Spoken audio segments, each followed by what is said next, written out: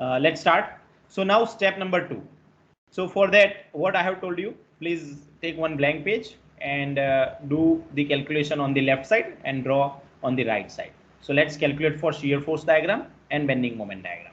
So over here UDL is there, and over here one point load is there. Another point load is located somewhere over here. The value of this is 40 kilonewton, and over here is 80 kilonewton. Clear? And this amount is 10 kilonewton per meter. So the span is equals to 2 meter. Over here is 1 meter, and again this one is a 2 meter. This one is your A point, this one is your B point, this one is C point, and this one is your D point. Now let's calculate for the shear force diagram. So calculation for shear force diagram, what I have told you, you have to take this sign convention as positive and this sign convention as a negative. So the meaning of this is sections left side upward is positive and downward is negative. But whenever you are doing the calculation from right to left, then upward is negative and downward is positive. But please remember, try to make a pattern that you have to calculate shear force diagram from left to right only. So upward is positive and downward is negative. Otherwise, if you do the calculation from right to left, then your sign convention are just reverse. Upward is negative and downward is positive.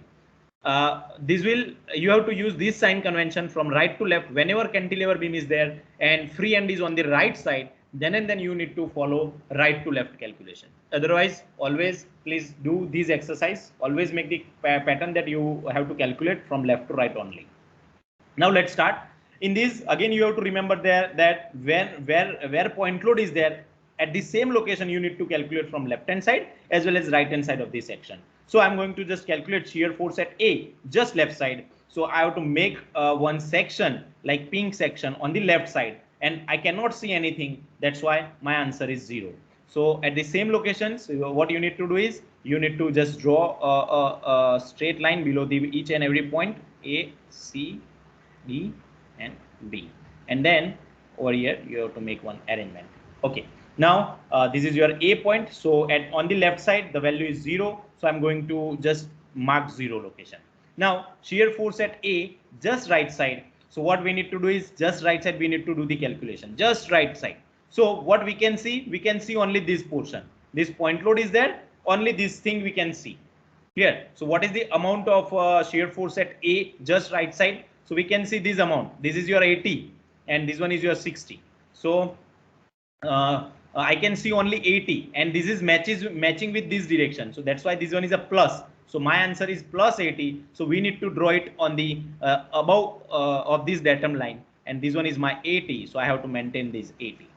Clear? Now let's take at this C point. So again at C location there is one point load. So we need to calculate on left hand side as well as right hand side. So I'm going to take shear force at C, just left side. So what I can see? So just left side I'm going to draw one section like this, and I can see this 80 as well as this 80 as well as one UDL that I can also see.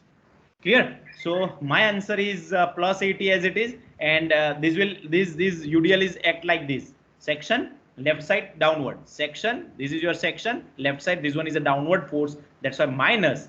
And this one is you are writing the force. So 10 into 2 is your force. So my answer is 80 minus 20, that is equals to 60. So at this location at C point 60 is my answer, and this one is your inclined line.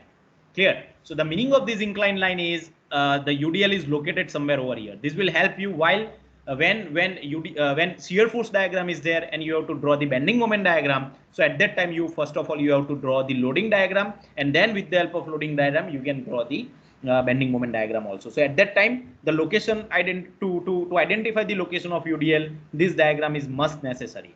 So you must know that if UDL is there, then your this line is inclined line. Okay, so this answer is 60. Now shear force at C, just right side. So at C, just right side I'm going to draw. Then what I can see this, yes, I can see this 80, I can see this 20. So mine 60 is there. Clear? But additional one thing is there, that is 80. So minus 80 is there, and my answer is minus 20. So minus 20, that means you have to draw on the bottom of this. So this one is your 20, and minus 20 is somewhere located over here. So this is your minus 20. So over here you need to draw minus 20 at the same location. Now shear force at D, again we have point load, so again we have to make left side and the right side. So on the left side, what you can see, same. So 60 minus 80, that is equals to minus 20. So again minus 20, so straight line. This one is your straight line. So this is your 20. Now let's calculate for shear force at B. Sorry, shear force at D just right side. So minus 20 as it is. But what is the additional thing you can see? And that is minus 40. Clear? Now you can see up to this. You can see this, you can see this, you can see this, and also you can see this 40. So this one is your 80, this one is your 20, 10, 2, 1. This is your again amount is 680. So this is your 80 and this one is your 40.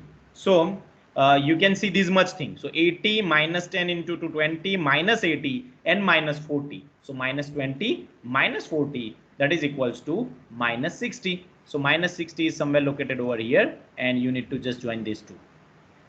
This is your minus 60. Now shear force at B just left side. So minus 60, yes, only minus 60 is, you can see up to this only. So your answer is minus 60. So minus 60 over here, you need to connect these two. And then last point is shear force at B just right side. So minus 60 plus 60. Now up till the answer is minus 60, and the reaction additional you can see this 60. So minus 60 plus 60, your answer is 0. So now this is your final position. Clear? So this is just for your reference. I'm going to draw. This is for positive, and another that can be negative. So these are the negative. Nothing else. This is just for your only reference. Okay. So this is your final shear force diagram. Clear? Yes, sir.